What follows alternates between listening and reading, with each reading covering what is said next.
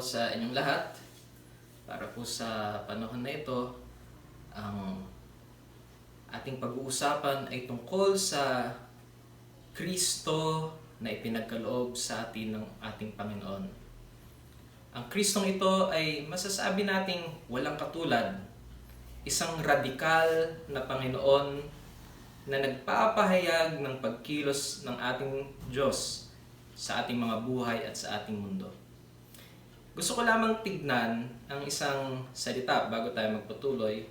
Ang salitang radikal ay nangangahulugang ng isang fundamental na bagay na kung saan pwedeng pagbasihan ng pagbabago, pagbasihan ng mga kalalagyan ng iba't ibang mga bagay.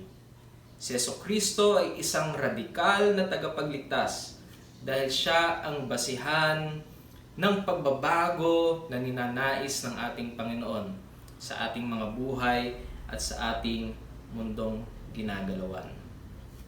Ang ating Panginoon bilang isang radikal na tagapagligtas ay walang katulad. Siya ay hindi nagbabago.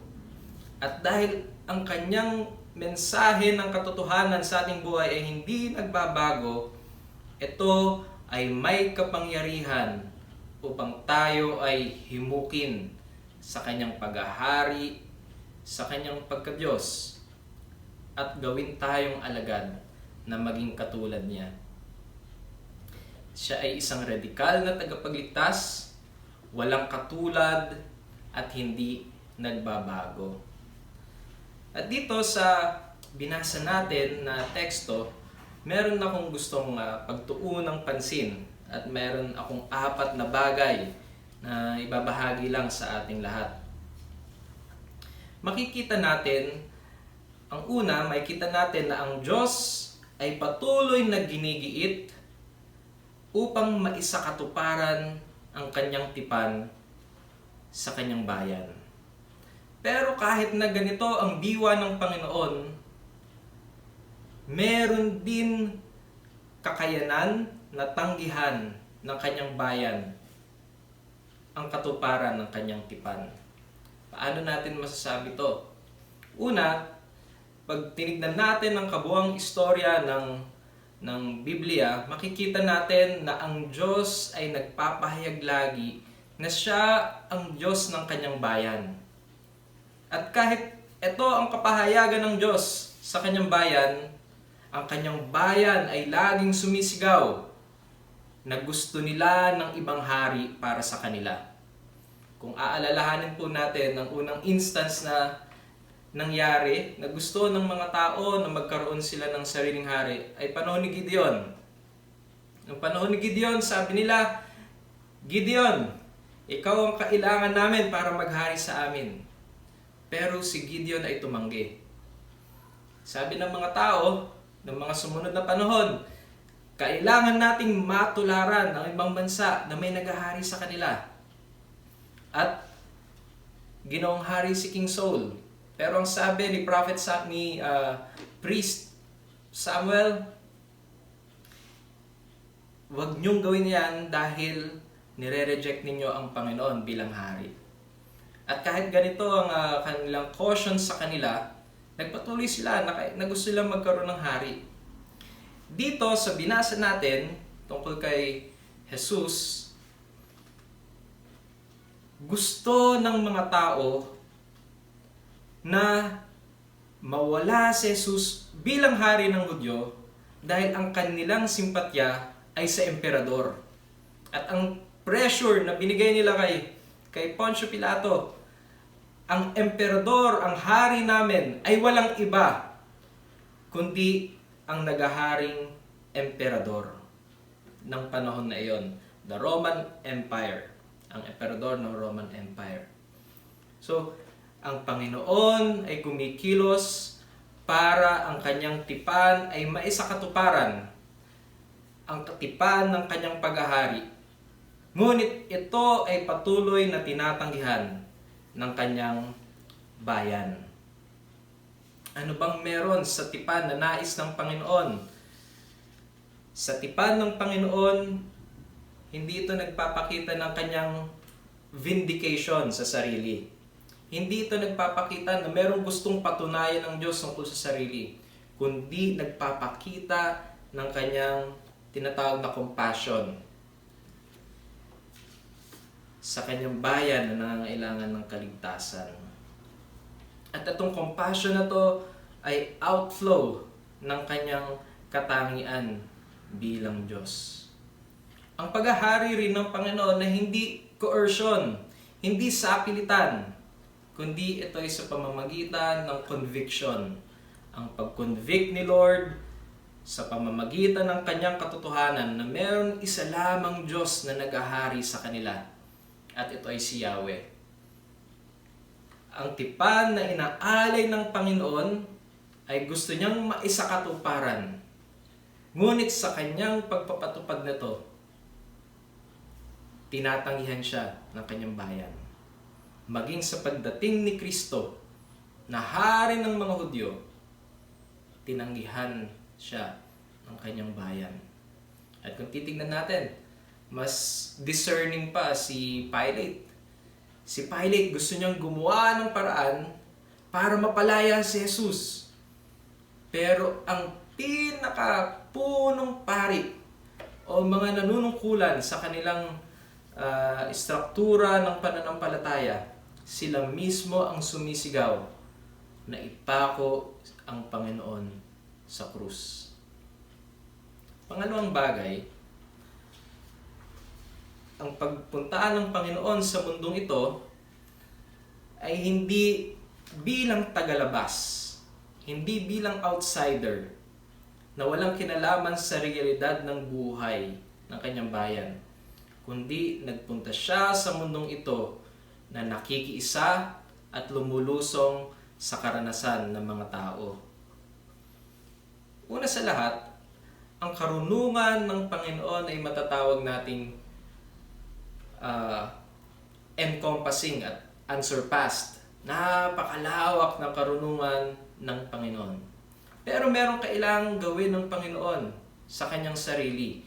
At ito ay makaisa at makisalamuha first hand sa karanasan ng mga taong kanyang pinaghaharian at nais pagharian. Kailangan niyang maging relevant sa kanila. Kailangan malaman ng mga tao na siya ay sumasama hindi lang sa pamamagitan ng espiritual na pagsama, kundi sa pisikal na pakikisalamuha sa karanasan ng tao. At sa pamamagitan ng karanasan na to, doon mapapahayag ng Panginoon ang kahulugan na ang paghahari ng Panginoon ay tunay na malapit sa bawat isa. Sa pamamagitan ng pakikisalamuha niya sa mga tao, doon niya masasabi kung ano ang kahulugan ng paghahari ng Diyos sa kanilang mga buhay.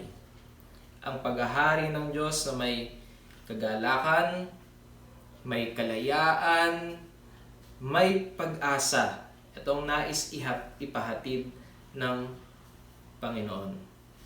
Kaya napaka-radical ng Panginoon dahil ang kanyang claim na pag-aari ay hindi lang isang imagination o isang mental picture.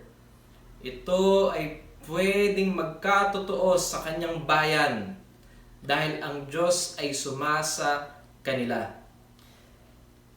Ngunit kahit sumasa kanila ang Panginoon, maraming tao ang tumatanggi sa mensahe na kanyang ibinibigay. Mas nais nilang mabuhay sa kaugalian, mas nais nilang manatili sa isang proseso na kung saan ang mga prosesong yon ay kailangan baguhin ng Panginoon. Na ayon sa kanila, mas esensyal kaysa sa sinasabing pamamaraan ng buhay espiritualidad ng ating Panginoong Hesukristo. Dahil immersed ang Panginoon sa karanasan ng mundo, alam niya kung ano ang tunay na nagpapalaya at nagbibigay ng buhay. sa mga tao. Ngunit ang mga pamamalakad na naisin ng Panginoon Hesukristo, naisin ng mga tao na hindi ito ang kanilang kailangan.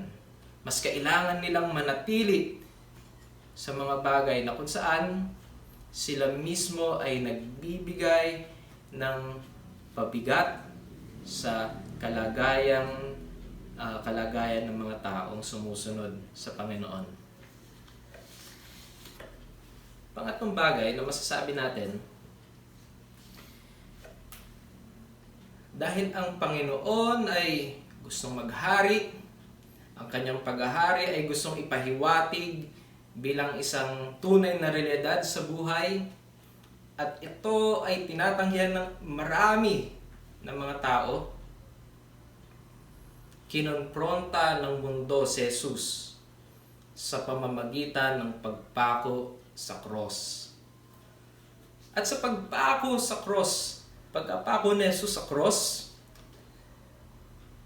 pinupunto niya kung anong katangian meron ang Panginoon. Una, ano bang meron sa cross? Ipinapakita ng cross ang judgment na pwedeng ibigay ng mga tao sa mga nagkakasala. So, nandito yung justice system ng mundo. Nandito yung pamamalakad na sinasabi ng mundo, huwag niyong tularan ang taong nakapako sa cross. Okay? So, it represents judgment. Pero sa judgment ng mundo, ine-exemplify ni Lord ang kanyang pag-ibig sa mga tao. So, Christ is confronted with the cross, but because of His submission to God's will,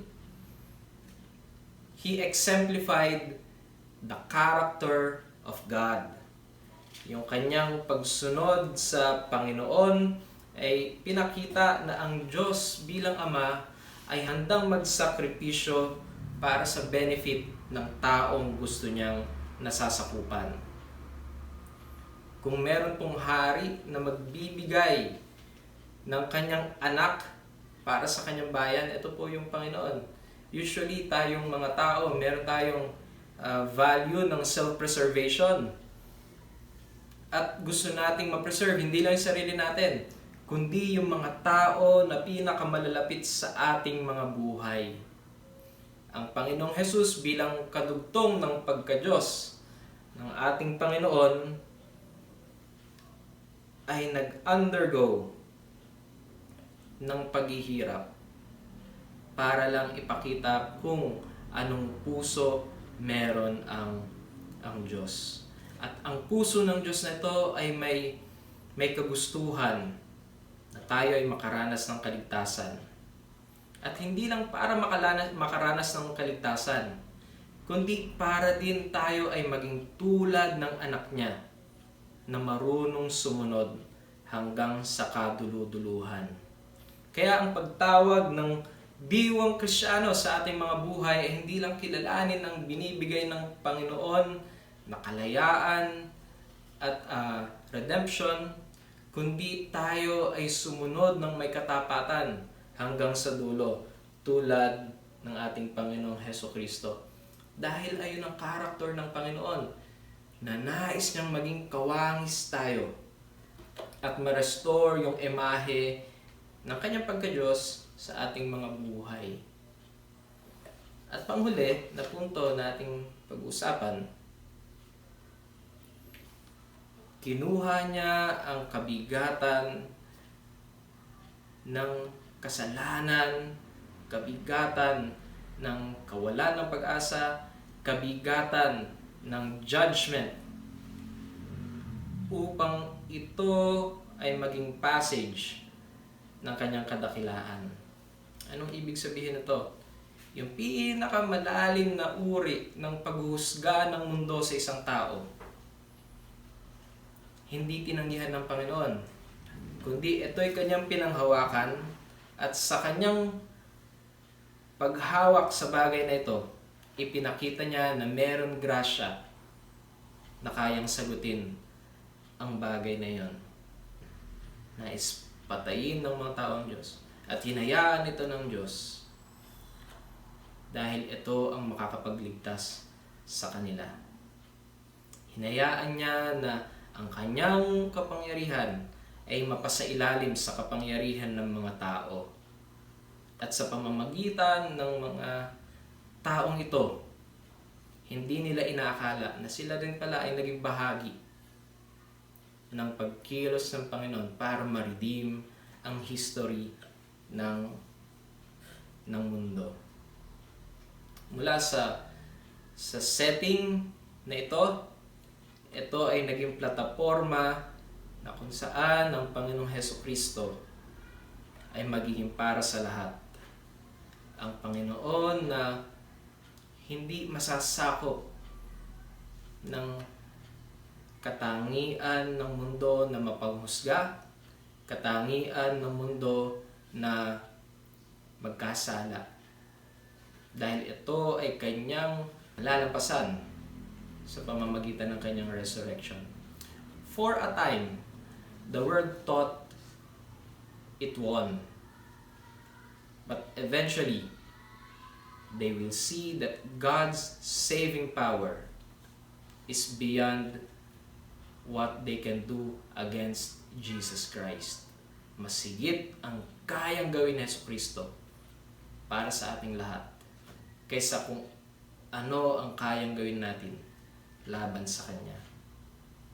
Kaya sa oras na ito, sa ating pagtatapos, nawa manatili sa ating mga buhay ang mensahe ng pagkakaloob ng Kanyang radikal na anak, ang anak na walang katulad para sa ating kaligtasan. At bago po tayo wakas, tanungin po natin ang ating mga sarili. Meron po bang mga bagay sa ating buhay na kinopondina ng mundo? Dumating na po ba sa buhay natin na handa tayong sumunod sa Diyos hanggang sa kaduluduluhan? Meron bang cross na pinapakita ang Diyos sa atin na kailangan nating harapin? Hinahayaan ba natin na kumilos ang Diyos ng may kalayaan upang tayo ay maimbitahan niya sa Kanyang kaharian? Ito po ang mensahe ng Panginoon at nawa manatili ang Kanyang katotohanan sa ating mga buhay.